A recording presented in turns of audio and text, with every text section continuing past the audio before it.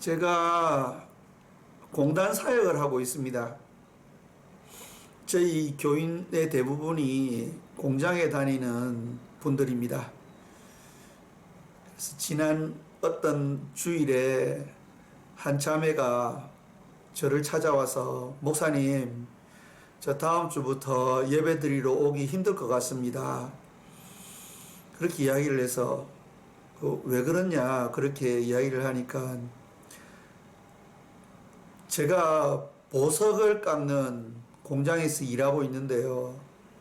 제가 너무 열심히 일하고 최선을 다해서 일하는데도 보석이 예쁘게 안 깎인다는 겁니다. 그래서 보석을 깎아서 조장한테 검사 맡으러 가면 조장이 핀찬만 주고 잘못 깎았다고 야단만 치고, 그러니까 이 보석이 비싼 물품이니까 보석을 잘못 깎으면 공장에서 월급을 감봉을 합니다. 그렇기 때문에 한 달 내내 일해도 힘들기만 하고 월급도 제대로 나오지도 않고 집에 가서 농사나 짓는 게 좋겠다고 하면서 시골로 다시 내려가겠다고 그렇게 이야기를 했습니다. 그래서 제가 시골 내려가는 건 좋은데 내일 월요일이니까 내일부터 생각을 좀 바꿔 보시는 게 어떻겠습니까? 제가 그렇게 이야기를 해주면서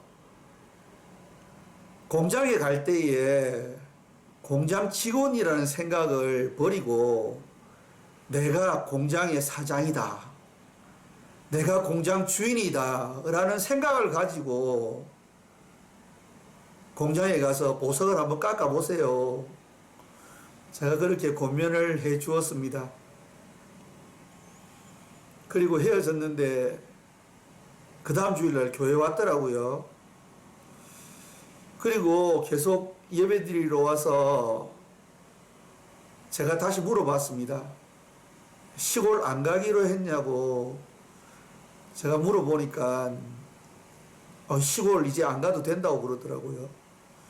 그러면서 간증을 하는데 자기가 그 공장의 주인이라고 생각하고 보석을 깎았는데 너무너무 보석이 예쁘게 잘 깎이더라는 겁니다.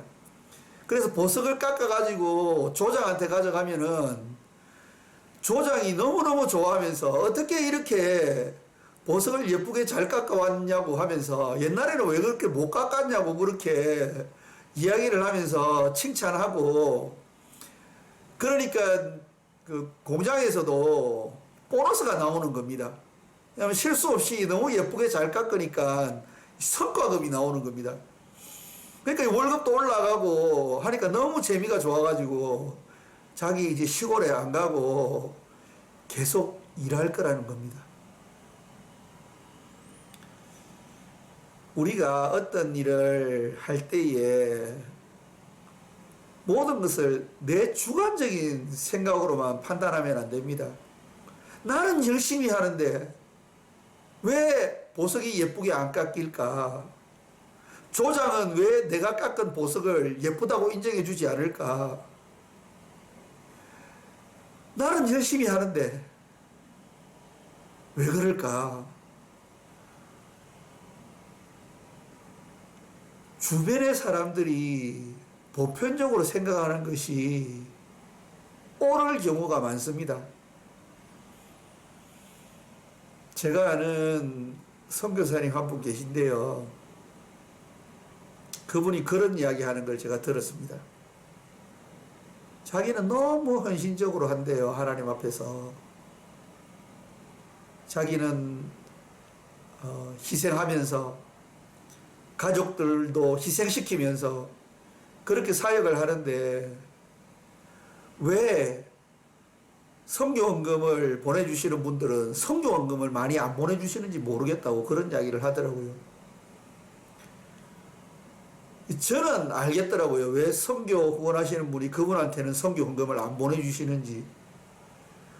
그분이 캄보디아에 있는 날보다 캄보디아에 없는 날이 더 많습니다, 여러분. 그분이 아무리 자기가 헌신적이고 하나님의 나라와 의를 위해서 열심히 한다고 할지라도 후원하는 사람이 그것을 인정해 줘야지 되지. 내가 혼자 내 스스로 내 생각에 나는 열심히 하고 나는 헌신적이고 나는 모든 것을 희생하면서 하고 있다 라는 주관적인 생각만 가지고 있으면은 그것이 틀릴 가능성이 매우 높다는 것을 저희들이 한번 생각해 보아야 됩니다. 성공하는데도 이유가 있고 실패하는데도 이유가 있습니다. 실패하는 사람들이 여러 가지가 이유가 있는데요. 그 중에 하나가 너무나도 자기 세계에 사로잡혀 있다는 겁니다. 나는 열심히 하는데 왜 다른 사람은 나를 안 알아주지? 창세기 24장 49절 말씀이 우리가 신앙생활 하면서 객관성이 얼마나 중요한가를 알려주는 그러한 본문입니다. 창세기 24장 49절 말씀 보시면 이제 당신들이 인자와 진실로 나의 주인을 대접하려거든 내게 구하시고 그렇지 않을지라도 내게 구하여 나로 좌우간 행하게 하소서. 아브라함의 종이 성공적으로 이삭의 배필을 구했지 않습니까? 그런데 이 아브라함의 종이 어떤 단계를 거쳐가고 있습니까? 그가 하나님 앞에 기도하면서 하나님, 제가 어떤 처자를 보았을 때에 나에게 물을 주시오 라고 하면 그 처자가 기꺼이 나에게 물을 주고 그리고 내가 데리고 온 낙타들에게도 물을 길어서 주면 그 여인이 하나님께서 예비한 이삭의 배필인 줄로 제가 믿습니다 라고 기도하고 리브가를 만났지 않습니까?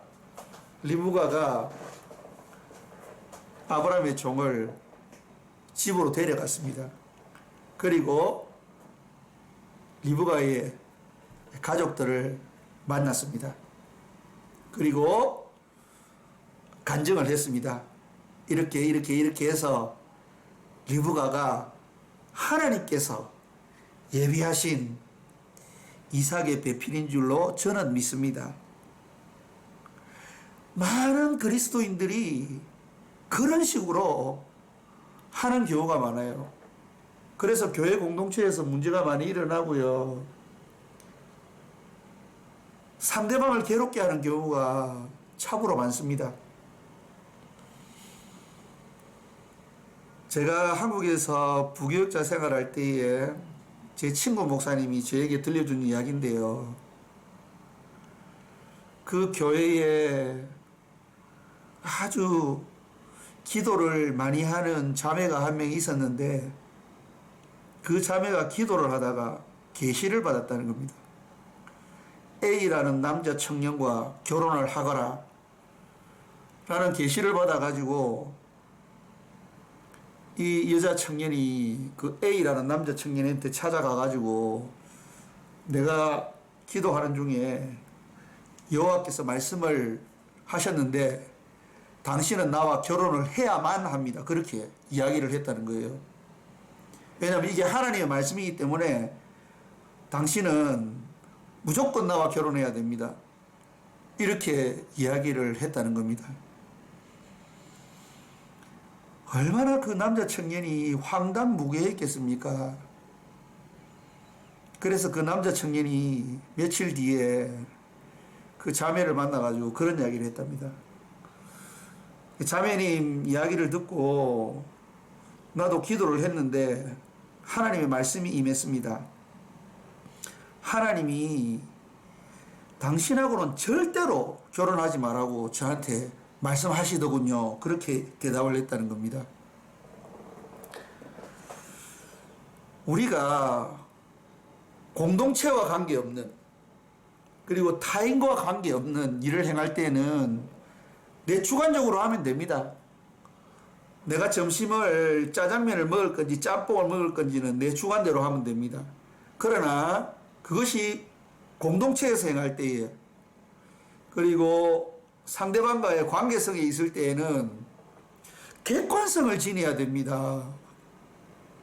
객관성 없이 나의 주관적인 생각을 가지고 하면 받아들여지지 않습니다. 오늘 아브라함의 종이 기도하고 응답 받았지 않습니까?